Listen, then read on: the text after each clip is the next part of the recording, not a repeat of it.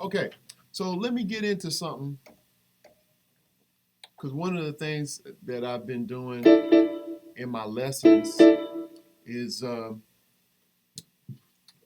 well, it was a student that I was teaching, and when you want to learn how to improvise, one of the first things you have to do is understand. You got to know your scales, one. And then once you learn your scales, you really need to learn the modes. So when I say learn the modes, I'm talking about playing through the different degrees of the scale. So, that means being able to play from C to C, D to D, E to E, F to F, and stay within that key. And those are the different modes, right? And as I'm speaking, I'm trying to connect my keyboard so that I can show you on the keyboard when I get ready to demonstrate, so you can see what's happening. Okay. So, alrighty. So I just need to open it, but I'm gonna demonstrate on saxophone in a second. But one of the things, man, you have to. When I first started learning jazz and understanding how it works, well, one of the things that really helped me understand how jazz worked is, oh, look at there, it popped up, so y'all can see that. Awesome. Oh, that's cool. So can y'all see the notes lighting up yet? No, it's not lighting up. So I already have it set up here. So all I need to do is make it to where you all can see the notes on the screen. I just realized that it popped up there. So let me go in here to preferences and choose my MIDI keyboard.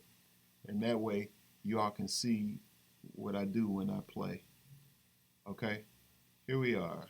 So now, there it is. So everybody's straight, you can see.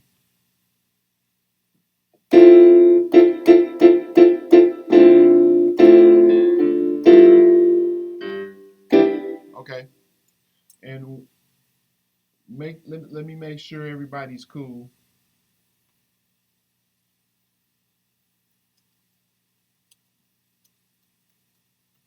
I'm just typing in, just trying to make sure everybody's cool. On Facebook, and then we're also on YouTube. So I might miss you in some place. I might miss a message or so, but I'll see if I can go back and check out what you said. All right, so what I was talking about is modes. And with modes, you really you're really playing. So if you play the C major scale,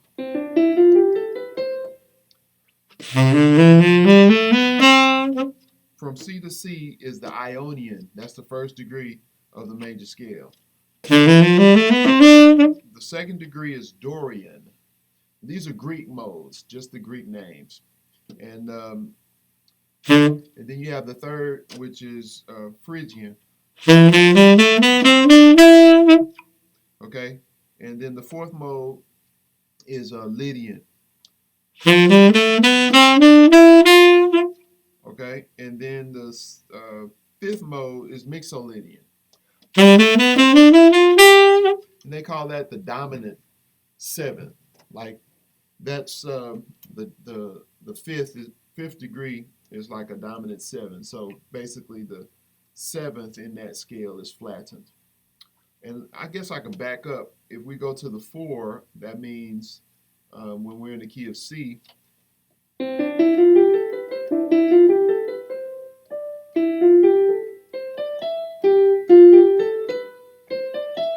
So right there, when we on the 4th degree, when we play that scale, right there, that B natural is sharp. I mean, in relation to F, if it was a F major scale, you would have the B flat in there.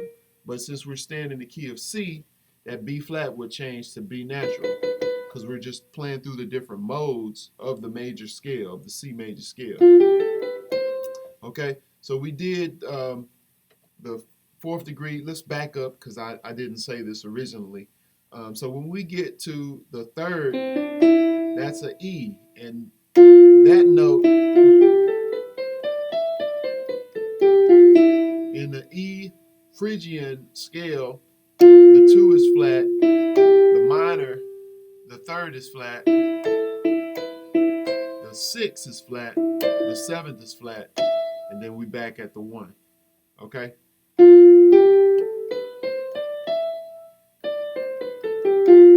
Okay? And these are the different modes. This is what you would call each scale in C. If you know C is your point of reference, these are the scales. And so the 2 is what we call the Dorian minor. And basically you have the minor 3rd and the flat 7. Okay? So we got 2 more to go. If we jump to the 6, we got Aeolian. And basically you have a minor chord or a minor scale with the flat 6 in there.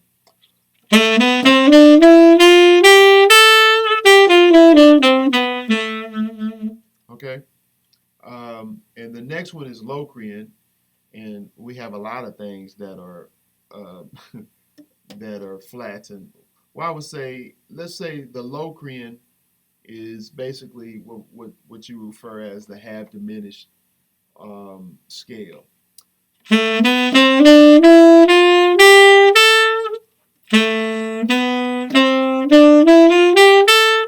I'm sorry, I'm playing the Aeolian minor. Here's the Locrian scale. It starts on B.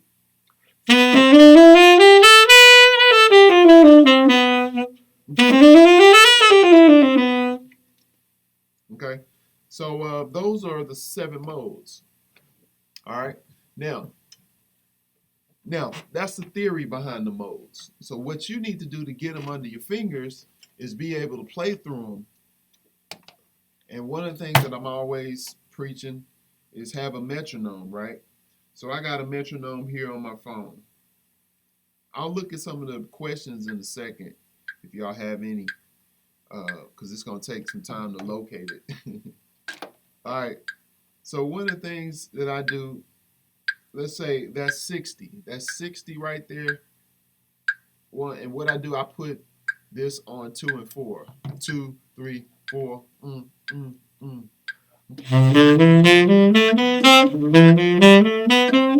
So what I do, I just play through the different modes. Let's do it like this.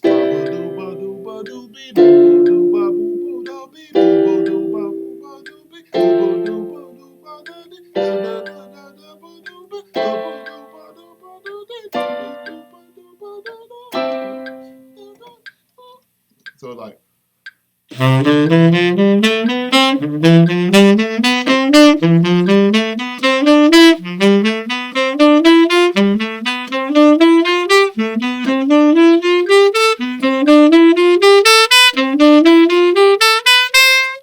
Okay. Now you can do it going up and coming down if you want to. You can do it.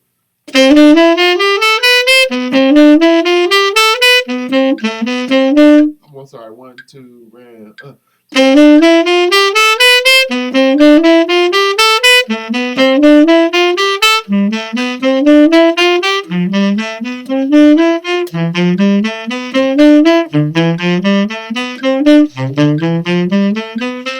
So I played the scales, and of course, what you can do is speed it up.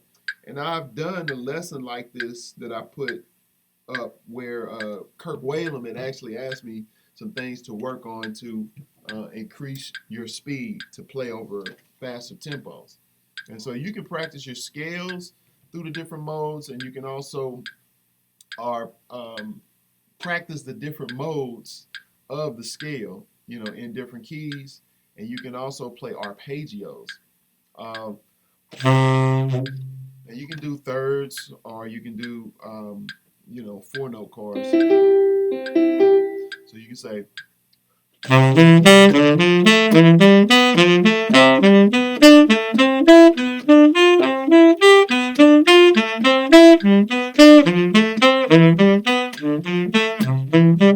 now, you can do it however you want. You can say,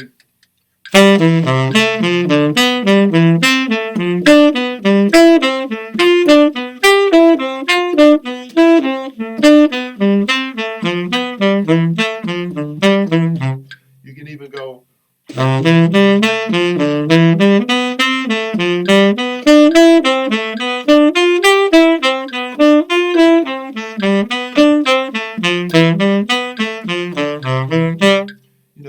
you can do it however you want to do it. And that'll help your dexterity too, because with the metronome, it keeps you on a grid. It helps you stay disciplined to stay within a certain pocket. And you have to execute this stuff in this amount of time based on that tempo, and that'll really help you. Okay? And all of this is fun stuff, it's fun. It takes a while. It's technical stuff, but it's always good to work on technical stuff.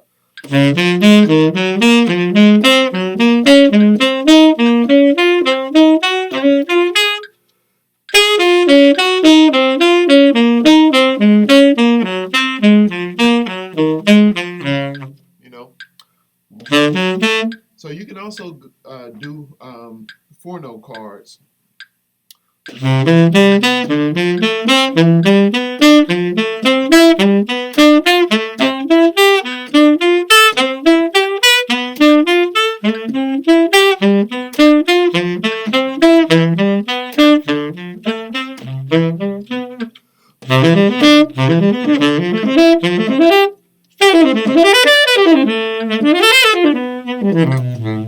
Okay, so you get the idea. You can practice that. Get a metronome. Turn your metronome on something that's comfortable for you, and just work with these modes. Because once you have the modes under your fingers, then you can move on to approaching chord changes. And one of the things that I do to start my students off with when it comes to learning how to play over changes is start with a 2-5-1. So in jazz, you have like music from 30s, 40s, 50s. Back in the day, the standards had a lot of what you call 2-5-1 chord progressions. So it's like that's a 2-5-1.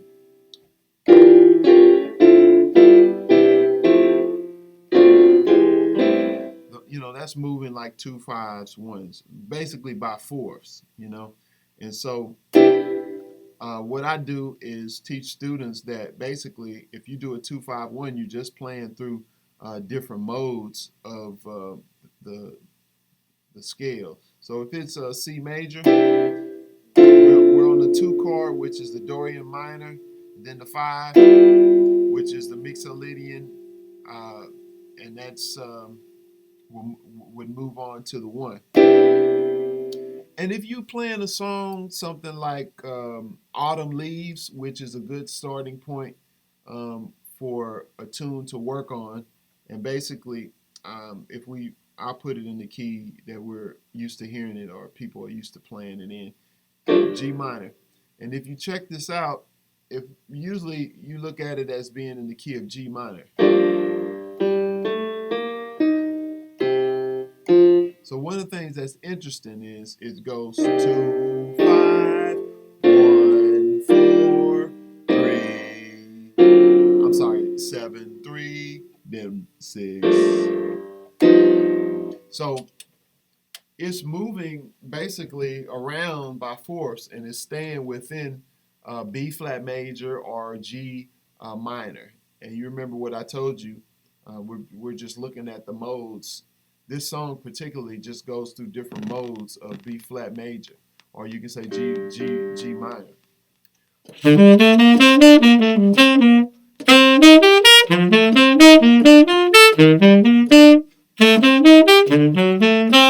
So when we get on that, that note takes you outside of B flat, but it's okay because it's just a 5 going to the G minor. Then we're back home.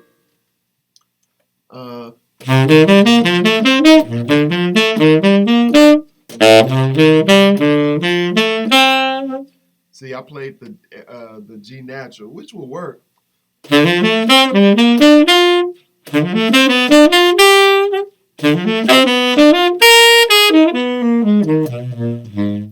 So that's like an altered sound.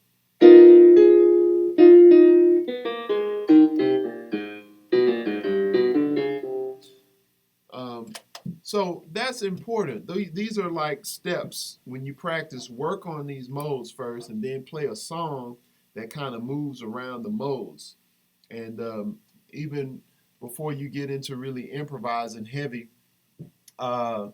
just outline the chord changes.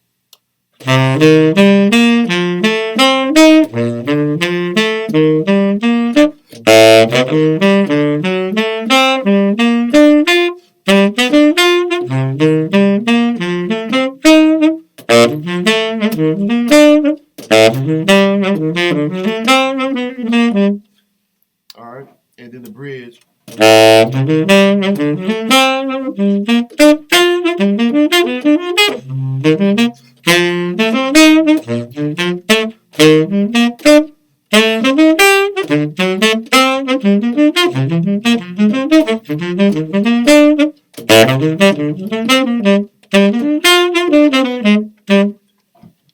So the improvisation comes once you're comfortable with those changes. You've been able to play through the arpeggios. Then you might want to start on some scales. And I'm kind of running through this a little fast because I want to cover as much as I can. And this is stuff that you want to take some nuggets from this and write it down so that when you practice, you can take your time and go over this stuff thoroughly. Because I had to do this as well. I was talking about on a previous stream that I was doing, everybody starts out sounding terrible. But when you've heard good music, you've heard a high level of playing, and you got that in your ear, you have good taste. But we don't know it yet because you just haven't lined up what you're envisioning or your ideas with your actual ability to execute. And so, like I was saying before in my previous stream, I was talking about how it is important to record yourself.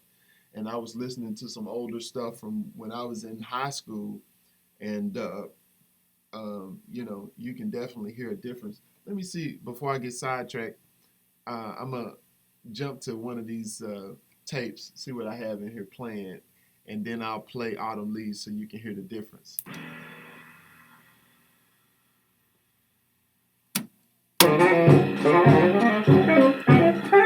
Okay, so that was like 2001. I was doing Countdown. Can you believe it? By John Coltrane. Let me see what this is about. I got all these tapes. I bought this tape player at a garage sale, and then I got these tapes from my mom's house and wanted to just kind of reminisce a little bit.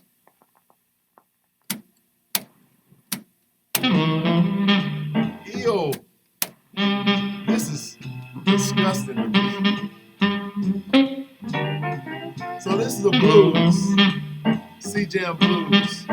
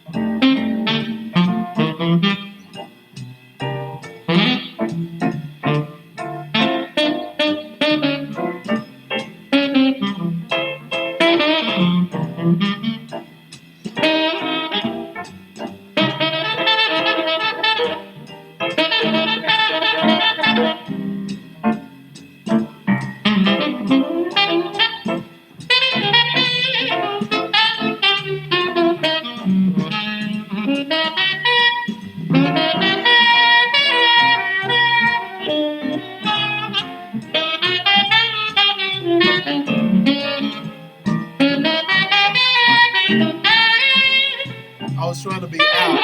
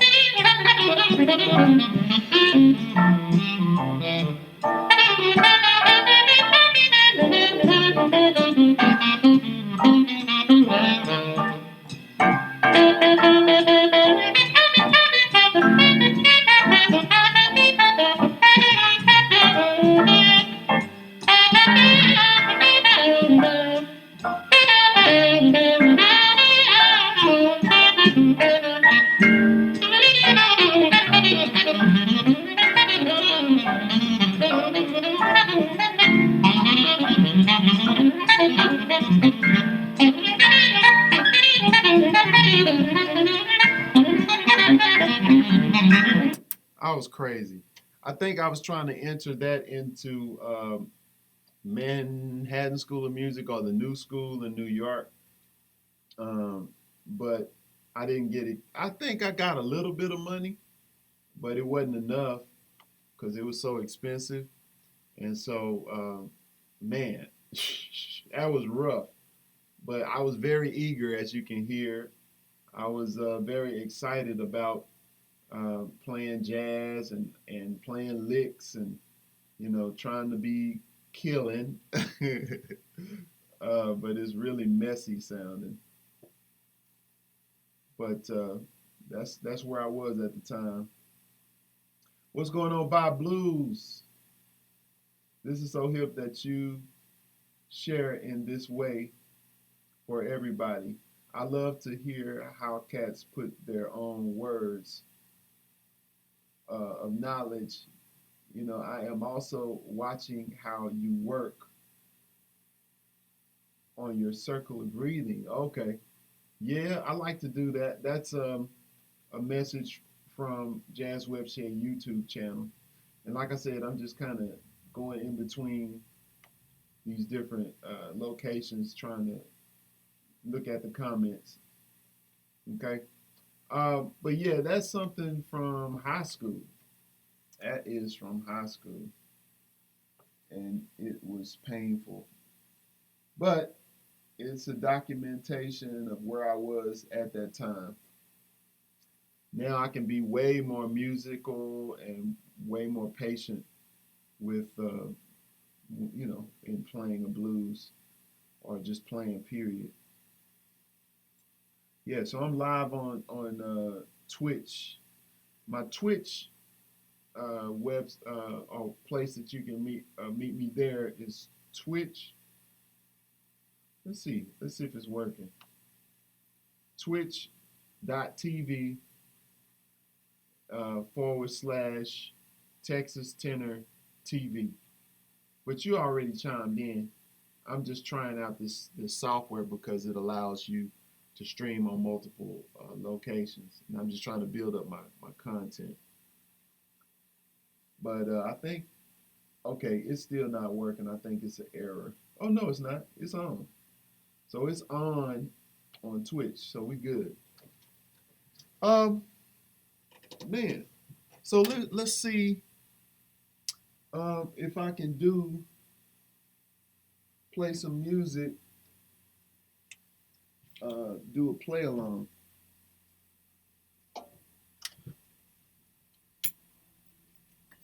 I want to get a chance to play some tunes. So give me a second. And please, by all means, share it. Tell people to come check this out. We're streaming live. I'm Quamon Fowler of Texas Tenor Music. And I would love to have you share with your friends, share with others, and subscribe to the channel. Share and subscribe. Let's see. There it is, I think. Good. Yeah, that's what I was looking for. Definitely. And also, you know, my website I created for those that want to go deeper and study. I have a website that I created with all of my lessons, basically, really from 2009 up until now.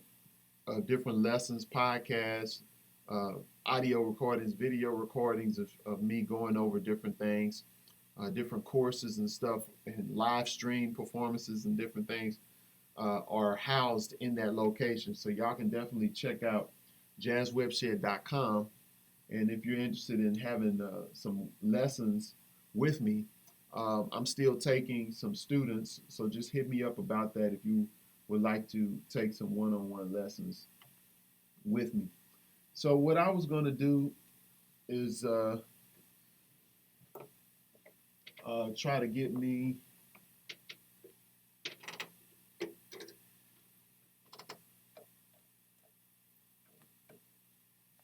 try to run some play-alongs.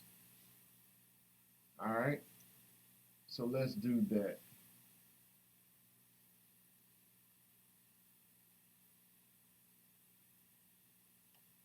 Okay, so we need to do C Jam Blues.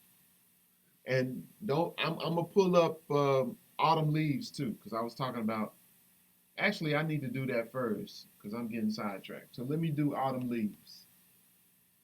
I just let y'all hear that old recording.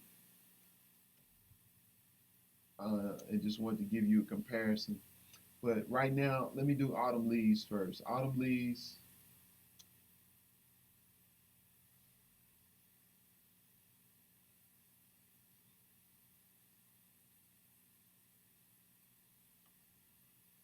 Let me make sure my volume is good.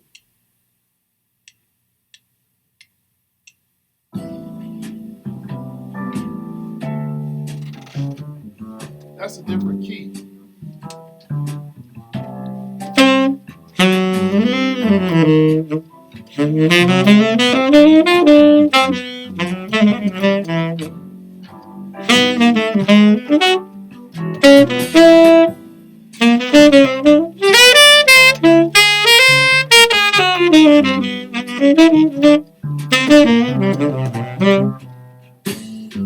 Let me see if I can find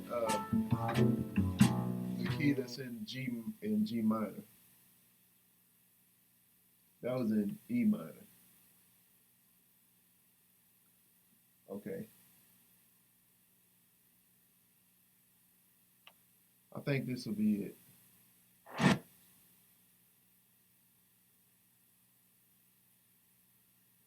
There it is. I found it.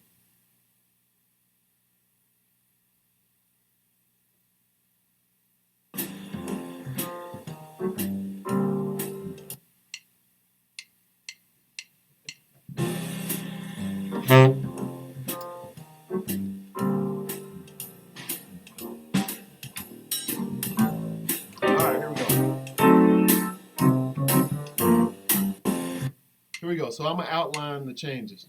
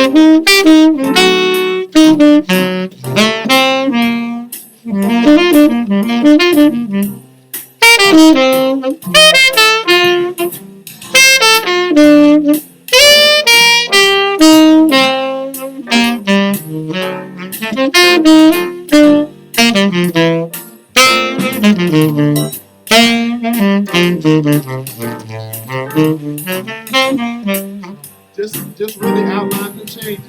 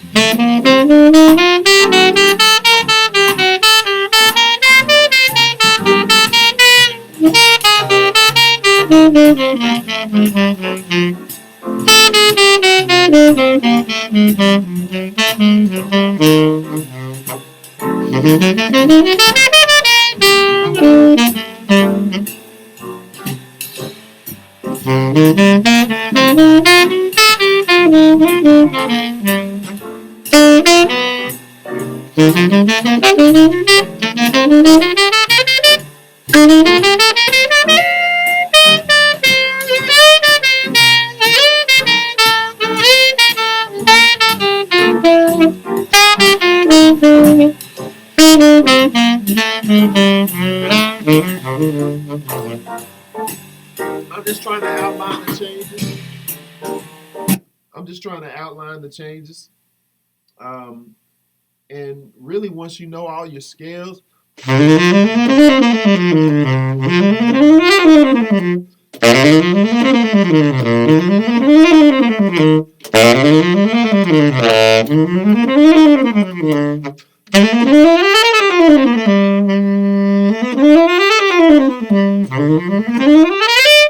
know, I'm just playing the scales from the root position.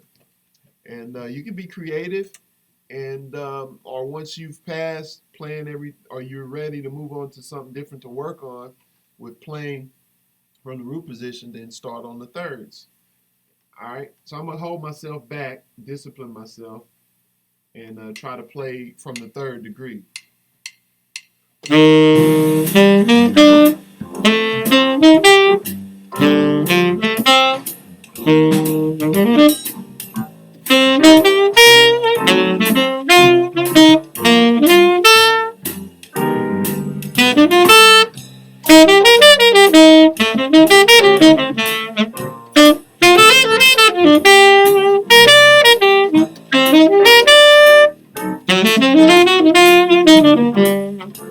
Okay, bridge.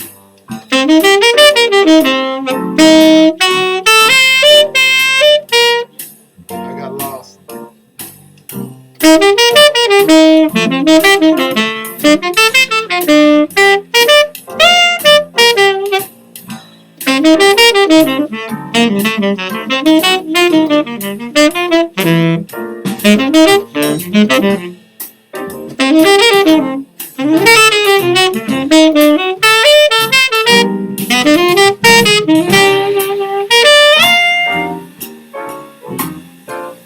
So this is good stuff to work on when you work on the thirds and then move on to the fifths. Let's try the fifths.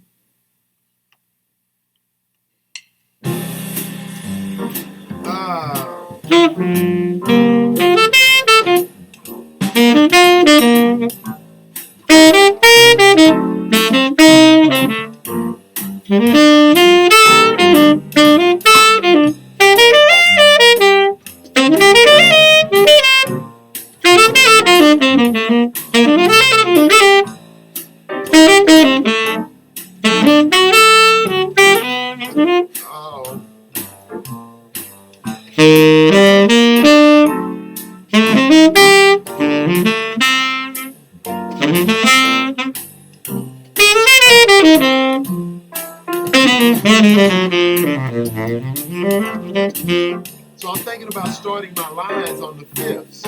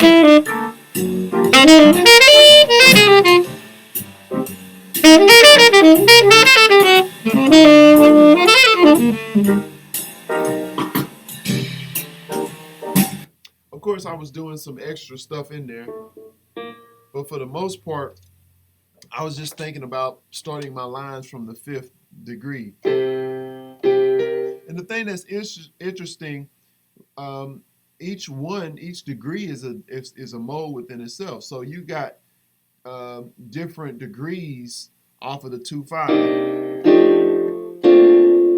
So if we went to the 3rd degree, the bass note would be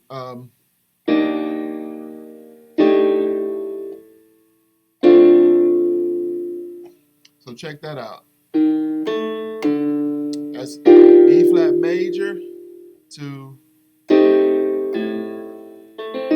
that's A half diminished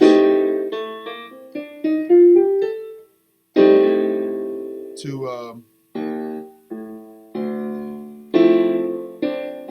and that's really the Phrygian. Okay, so let's do this chord here. All right, so it would be and then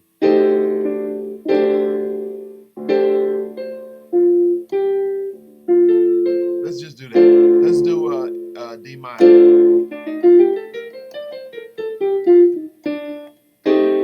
Yeah, but you hear that?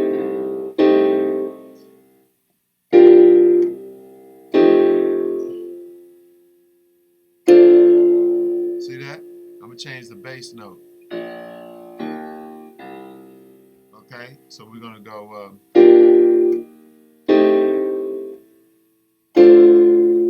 Okay, so that gives you different options when it comes to approaching playing over the chain.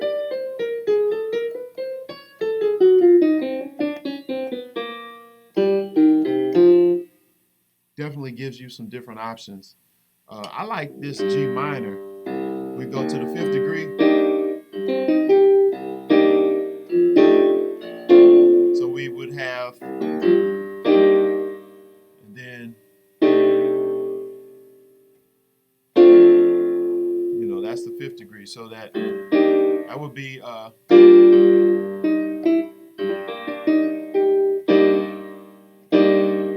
then C minor, and then F. So basically, it would be and then that's interesting.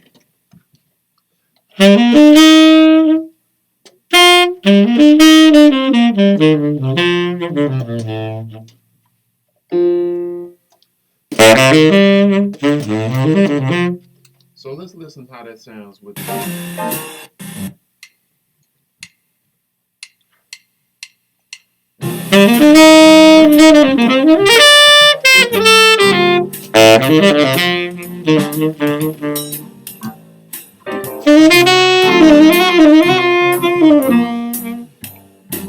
here's from the 5th degree.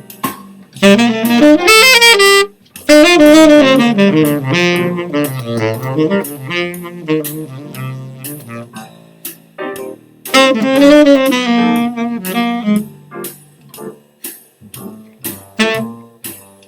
to resolve that. But what I did, I was, just thinking about playing off of the fifth degree. And what happens is it gives you another point of reference to looking at it.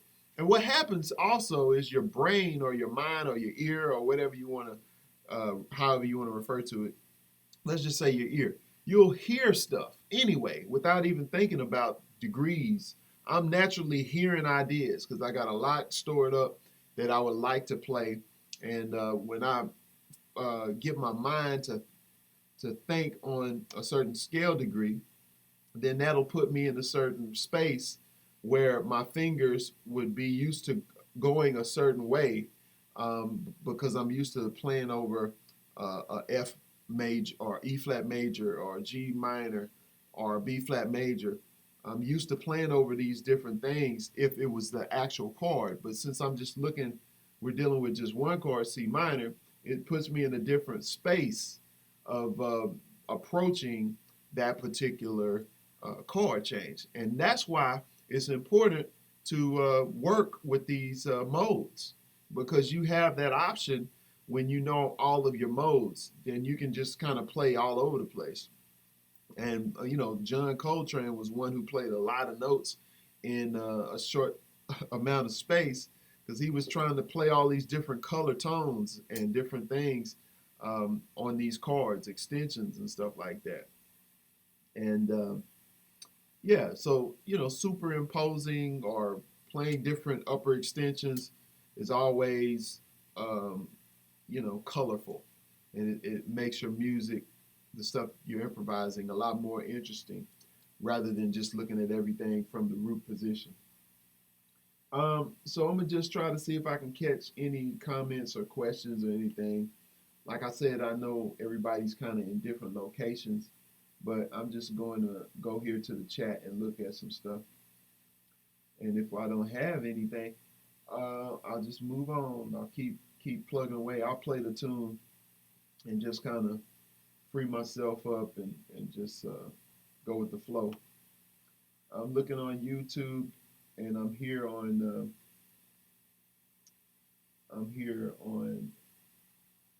Facebook now. And what's going on, Alessandro from Salerno, Salerno City. Wow, where is that at? Well, welcome to the stream here. I'm just trying to give people some tools to use to work with.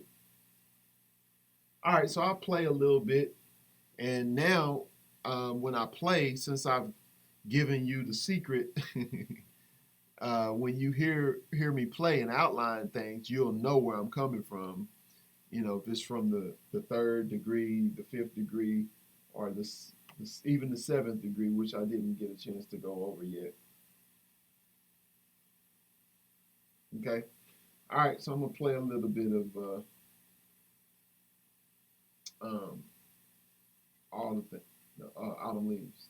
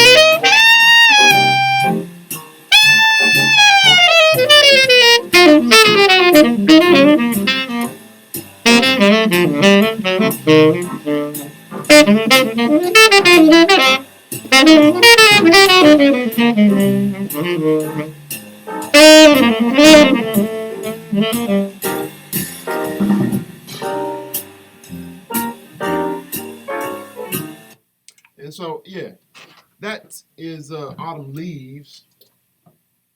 And, these play alongs is just strictly for you to work out your ideas on. And one of the things I would encourage to do is to make up your choruses initially. If you don't have nothing to say or don't know how to say it, craft it out and make your own melodies over these groups of changes. And that'll help you, because that's what I did. Because I didn't know how to create, create melodies and stuff. I'm saying on the spot, improvising. You go back and listen to that tape I let you hear. It was very messy. I didn't know how to construct stuff. I was just playing stuff. But now I'm more, used to trying to create melodies and not be so wild. I want to make stuff make sense. Here's blues.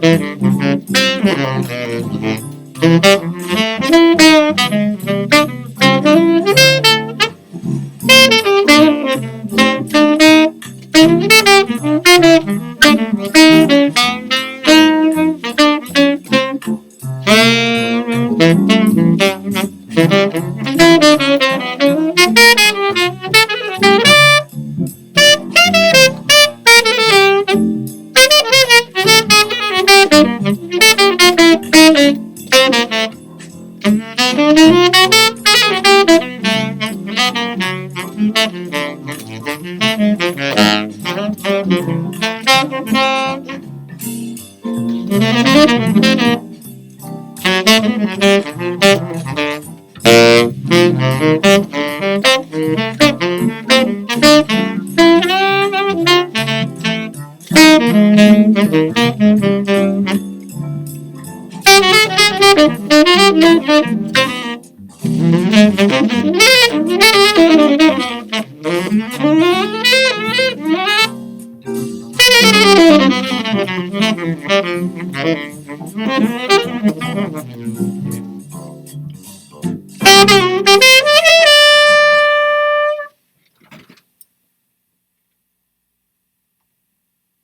right.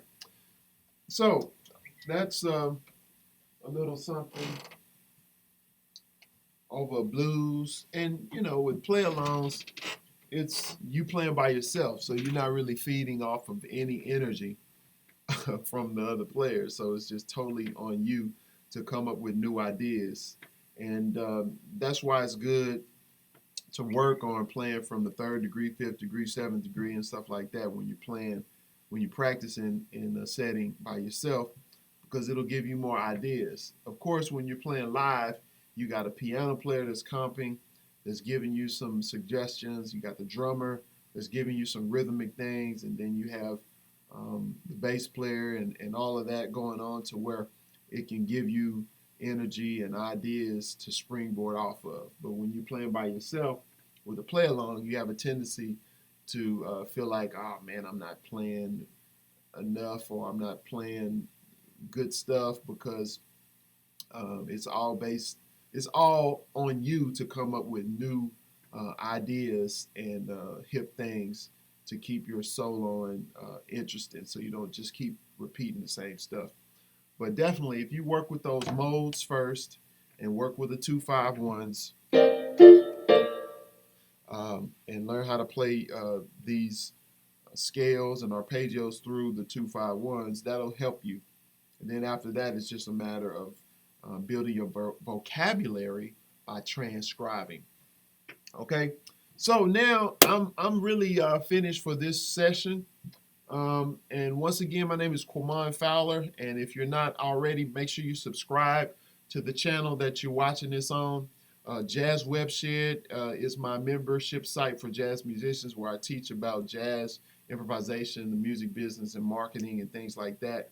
I have tons of videos in there if you want to access that. And also, if you would like to take lessons with me one-on-one, I'm open for that. I have some slots open, so you can go to QuamonFowler.com and go there, and you can find everything on the lessons page. If you would like to get products and music and all of that's on my website. The latest thing, I'll even have a course I created on how to play with soul, and so you can definitely check that out. It's called Soul Rhapsody. So I'm excited about that. There's an e-booklet that comes with it, and also you have some musical examples, ear training examples, where you can listen to me play certain things, and then you can use that same track to try and play over it to get your ideas out, And so, I'm pretty excited about that. We did that this summer, and yeah, a lot of good stuff going on. I'm trying to be consistent on doing live streams so that I could help you become a better musician and inspire you to practice and go a little deeper. You want to continue to better yourself.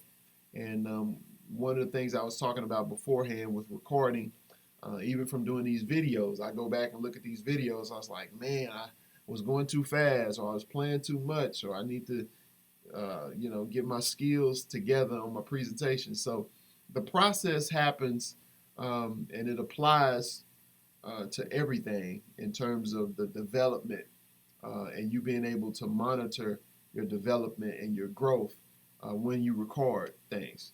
So hope this was helpful.